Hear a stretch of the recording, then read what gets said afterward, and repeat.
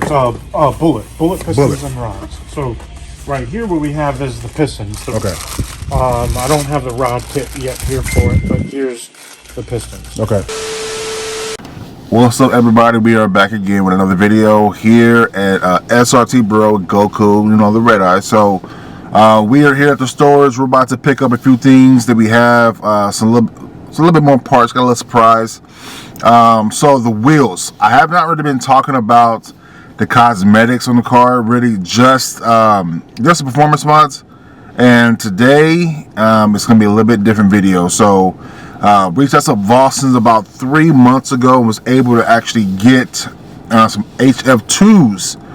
These are custom built wheels. These are 20 by 11 and a halves or 12s. I can't remember, but definitely check it out right now. But this car they are 20 by 12s. And this car is going to have bronze wheels with bronze brake calipers as well. So I can't wait to see the wheels on the car. So let's get into the video.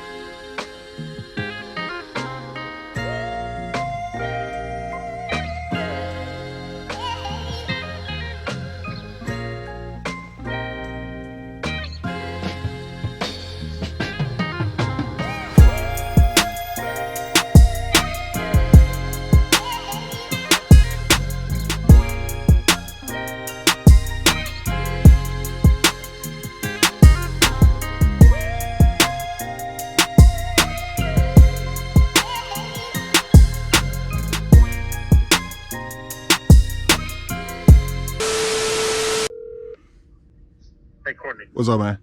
I don't know how to use this fucking iPhone, man. I'm sorry. It's all right.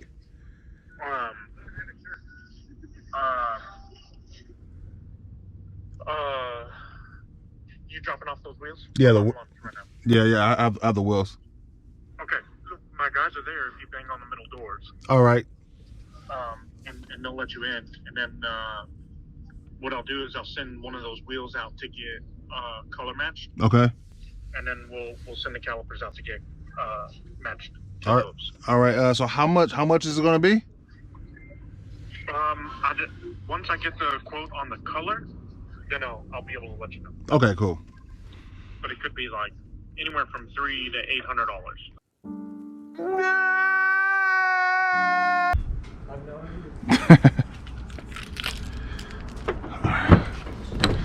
All right. Let's see. I can put it over here.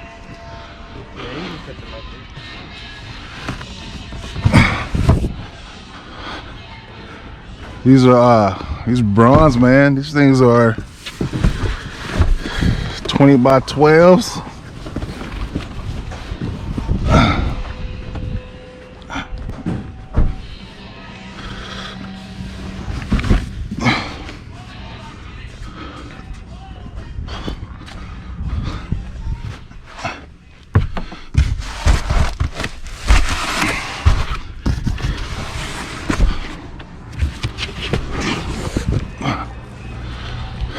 Let me show it to you, man.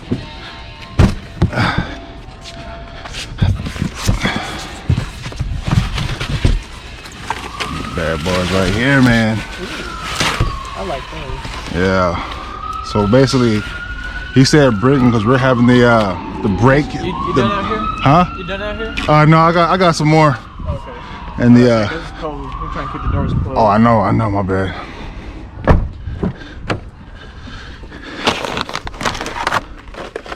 Should be not this.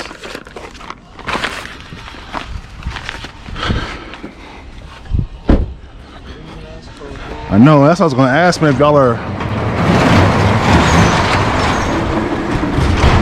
are good, but if you're in like this, then you're good, right? Yeah. I mean, yeah. Yeah. But yeah, man, these we're getting the brake calipers the same color as that.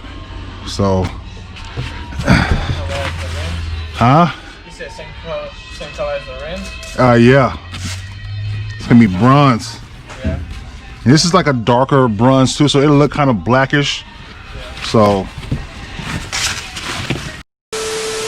it really does kind of pop whenever it clashes with the color of the engine bay. well, James, you know, so whenever Chris brings it up, Courtney said he does want bronze in the engine. I'll get so it.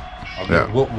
We'll do we'll figure out whatever your guy's going to do with this. But we'll make sure we get more powder. Yeah. That way everything matches. And if it's you don't have to be 100% because I know that's a darker.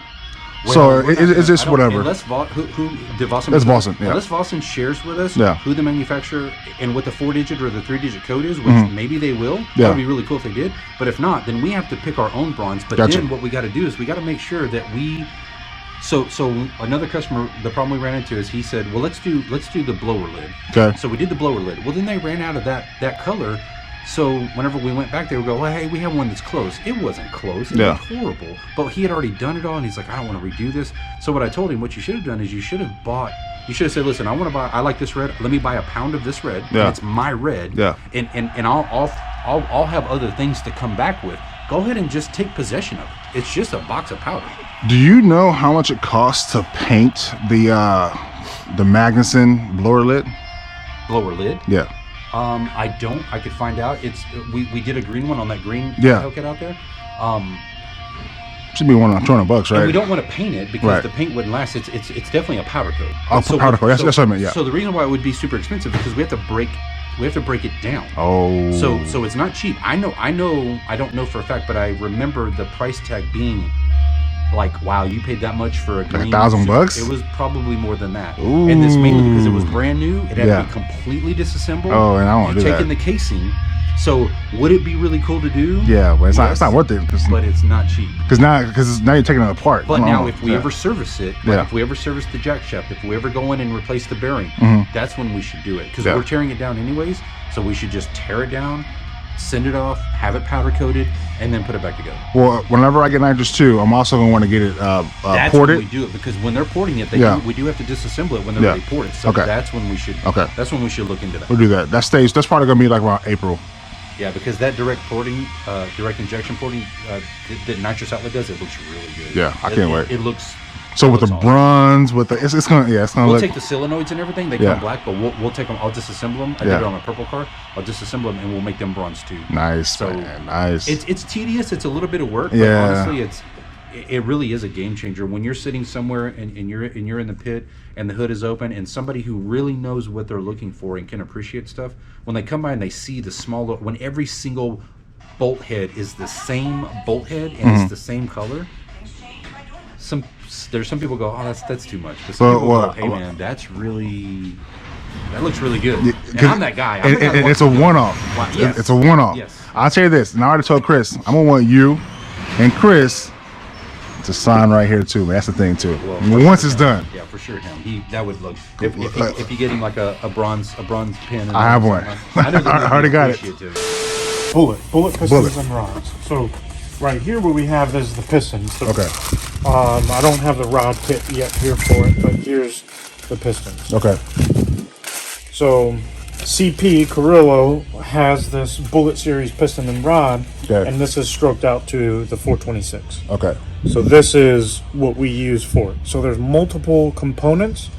Carrillo Molnar rods, either brand, and then we'll use a Molnar crank. Okay. That'll go with it. Molnar, that's the Molnar. name. That's the name. Okay. Yeah. So okay. you have Molnar crank and rods, or we'll do always a Molnar crank, but it'll either be Molnar rods or Carrillo rods, and then we have this right here, Bullet, which is a CP piston. Okay.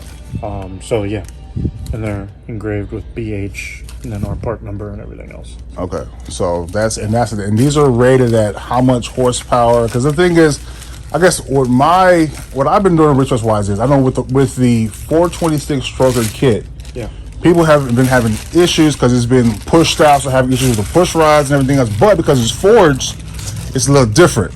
Yeah. So that's the thing. The problem with so the problem that people are having is, yes, it's a 426, correct.